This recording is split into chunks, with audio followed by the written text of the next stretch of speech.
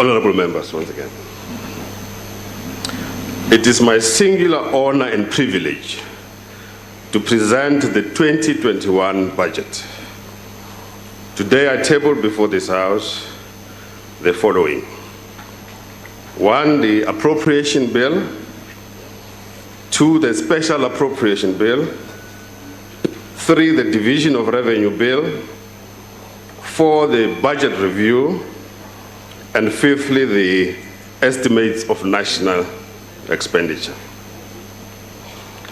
Madam Speaker, last year we outlined the strategy to becoming a winning country. The story of Tito Mboweni is much like the story of many South African ANC politicians. That the man could have been so good. He almost did it. He almost got everything working right. He almost moved the ANC in the right direction. He almost fixed the labor market. He almost got us really humming as an economy. He almost did it. But he was just so constrained by the ANC and what they believed and that ideology that he couldn't move to the right or to the left or to wherever he wanted to go because they just didn't want to take that policy in the way that he wanted it. So he had to try and move them just a little bit in the right direction. This is what we see from many ANC politicians. They could have just been so good. They could have almost done it.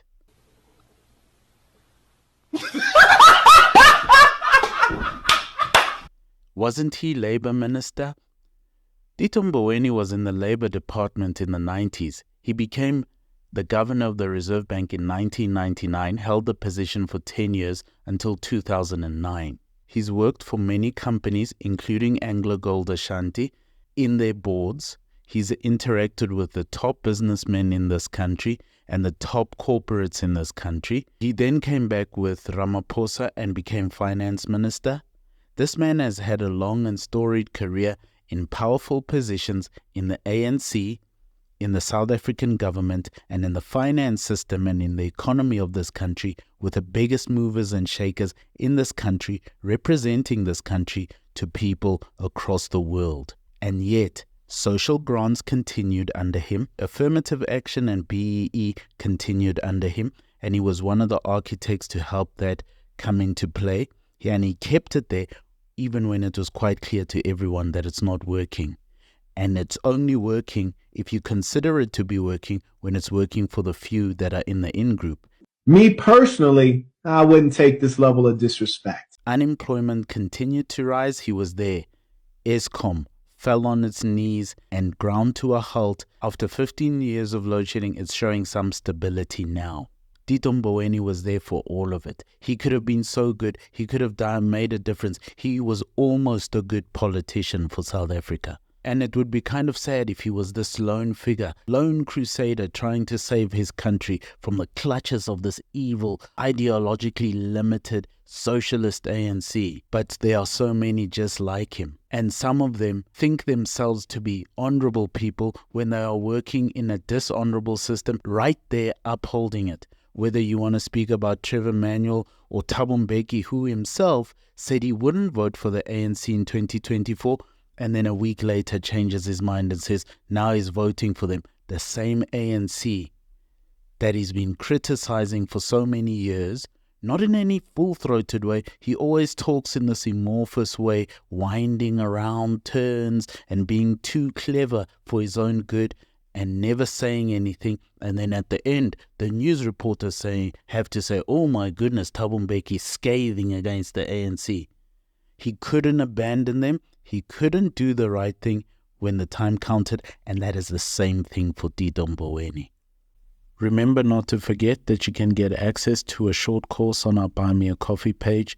Just follow the links in the description, and if you become a member, you'll get the course and a digital comic book emailed to you every single month. If you can't buy us a coffee or get the membership, just join our mailing list. The link is in the description, and you can get one digital comic book emailed to you. He could have been such a hero for South Africa. Oh yes, and who else could have been a great hero for South Africa? Cyril Ramaphosa. What's he doing? Apparently, he's not guilty of anything that happened at Palapala, and he can walk away scot-free because he's a good man. Stop the cap. Stop the cap right now. Stop the cap. And he does only what's good for South Africa. Never mind that he had dollars stuffed in his sofas. Never mind that he chased those people down that took that money from him.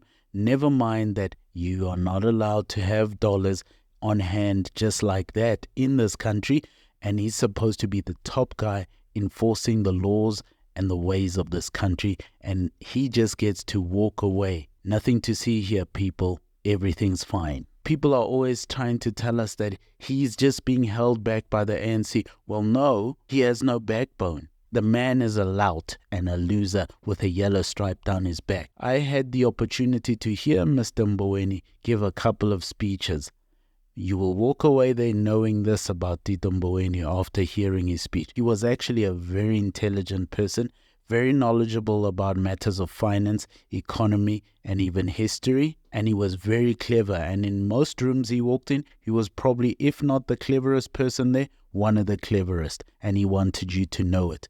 You walked away there not thinking, what an impressive man, what an intelligent person. After every speech I ever heard him give, I walked away thinking, wow, that guy is arrogant. Damn! And that is how most South Africans feel about most South African politicians. The great man of the people, Jacob Zuma. Wow, he could have been so good. Wow, he could have done so many great things. There is no one who hates the South African people more than Jacob Zuma. If Jacob Zuma is a man of the people, Stalin was a humanitarian. If Jacob Zuma is a man of the people, Chairman Mao was a social worker. If Jacob Zuma is a man of the people, Pol Pot was a loving, good priest. If Jacob Zuma is a man of the people, Andreas Tetani was just a nice handyman trying to help people fix their houses. That's why he broke in at night. If Jacob Zuma is a man of the people, then quite obviously Gwede Mantashe is thin. These are the almosts, the people that could have been so good, but it's just a whole list of nothings, isn't it? False promises that have failed over and over again. And say what you will, God rest his soul, to me and to many South Africans, that's what Tito Mboweni symbolizes. The hope deferred that makes the heart sick. Who is the person you look at and say, man, these people are not serious because they could have done so much. Tito Mboweni is a symbol of a failed leadership group that is dying off slowly. Pravin Gordhan, everyone always said how wonderful he was. That man, look at what he did to the SOEs, and who even owns SAA now? Who even owns it? The South African national carrier, the South African airline, is owned by who? No one can really tell you. It was drowning in debt, sold for pennies. Almost. He almost did it. He almost fixed it. He almost got the SOEs running. Bheki Cele used to be loved by people as the man who was going to save South Africa from crime, just ended up being another black guy in a hat. Bheki Cele loves criminals. Cash in transit, from cash in transit heists to zama-zamas to women being fondled to anything in between, Bheki Cele is there for it. He almost got it right. He talked tough. He was in front of every camera. But what changed? What got better? Whose children are safer? Now Nomvula Mokonyane, another almost. People often speak about her as one of the great leaders during the struggle. Such an active woman she was. She's now talking on the news. The ANC is demanding answers from government over the treatment of Solimoulo in hospital. His family says delays, lack of resources and poor hygiene contributed to his death. Mohulo suffered a stroke last month and experienced multiple organ failure. His family launched a crowdfunding initiative to cover his medical costs and still owe almost 100,000 rand. We are taking it up with Comrade Aaron and the provincial government. Whatever infection that he got in the hospital, but of importance, we need to get the entire report as to exactly what happened. The state of our health services do, of course, need attention, and they have also given me the name of the hospital, and we hope we will get more information, including about the fees that they are expected to pay. We'll have to get clarity on that.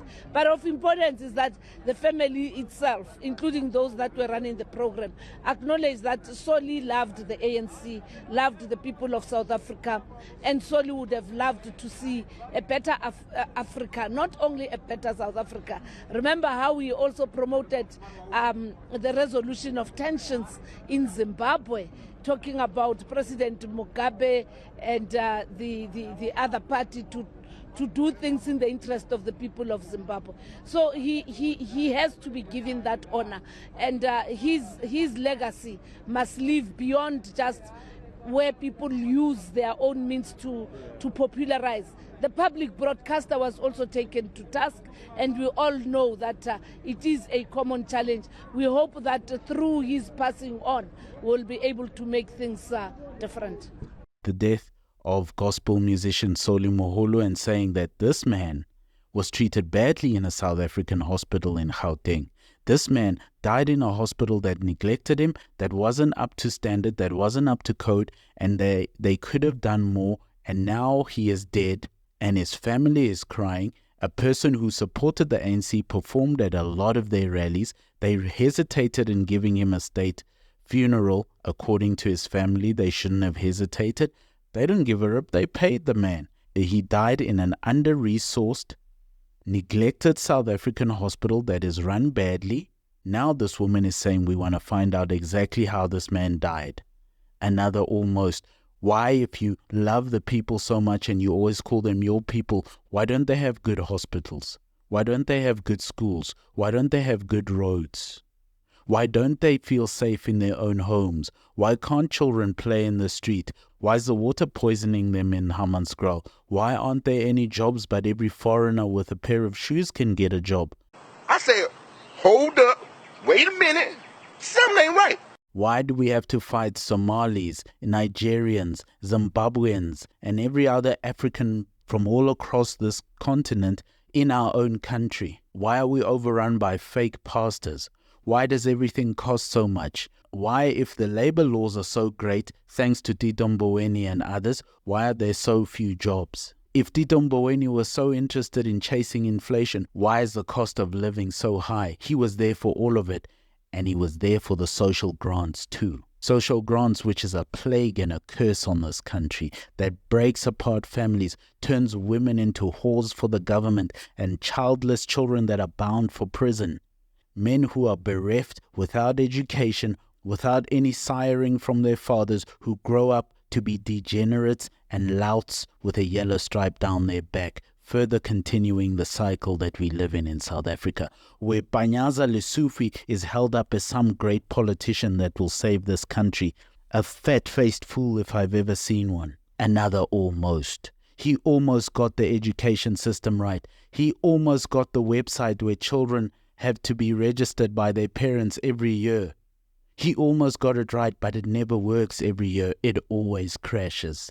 Now they're introducing the Bella Bill to now compel Afrikaans schools to take in little black kids. Why can't little black kids have their own schools that are so good, where little white kids would want to go to that school because the facilities are so great? They have the best rugby teams, they have the best education and the best maths teachers. Why can't you do that, Banyaza? Why couldn't he do that? Because he's an almost. He's a failure.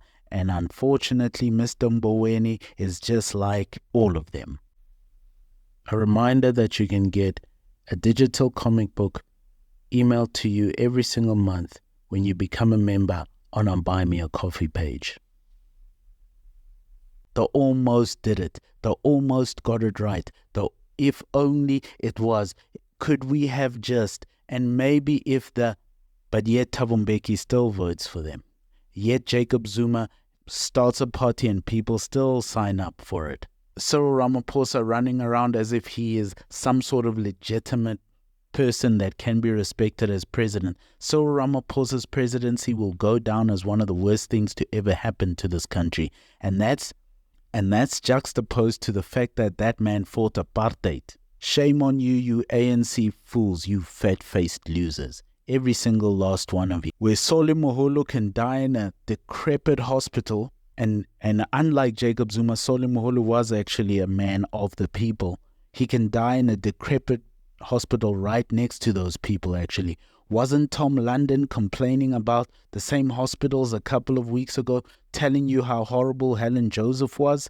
And now Mr. Moholo's dead. Tom London nearly lost his life in that hospital, and thousands of South Africans have lost their lives in those decrepit, disgusting hospitals because you almost got it right. People will say, at least you're not the apartheid government. At least the apartheid government had the gall to tell you to your face that they hated your guts, that they hated your black guts. The ANC government tells you they love you while they kick your children in the teeth. These people are disgusting. Tito Mboweni, famous for his fancy jobs and his cooking online, is now dead.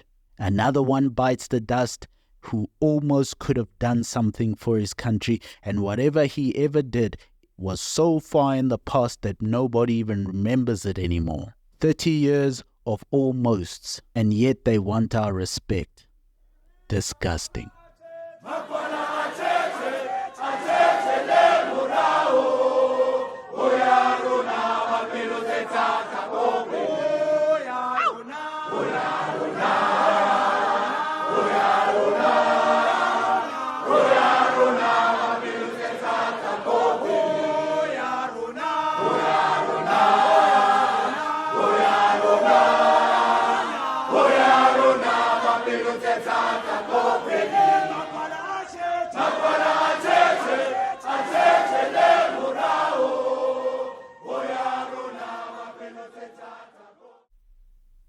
Thank you for listening, and if you dare, buy us a coffee.